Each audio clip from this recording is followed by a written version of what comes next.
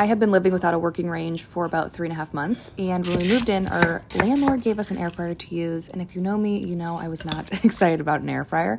However, I've come to understand it actually can do quite a few things, and today I'm going to talk to you about how to cook a steak in an air fryer. I was skeptical at this idea, but it actually works incredibly well. An air fryer is essentially a convection oven, so if you have a convection oven or if your oven has a convection setting, you can do this in there. You can also do this in your air fryer or toaster oven that has air fryer settings. Throughout this video, you'll see I am making a steak salad, but I'm going to talk you through how to make the perfect air fryer steak. And it all starts off by preheating your air fryer. You want to make sure it's adequately preheated before you even start cooking the steak, so you're going to want to preheat it to 400. And it's important to pat the steak dry to remove any excess moisture from the surface, and then season it really well with thick kosher salt. I do about a teaspoon for a whole steak. And lastly, all air fryers are different and steaks come in all different thicknesses, so it's important to determine doneness by internal temperature, not the timings that we give you. So use our timings as a guideline, but use a thermometer to determine the doneness. If you're going for medium rare, look for 125. If you're going for medium, look for 135.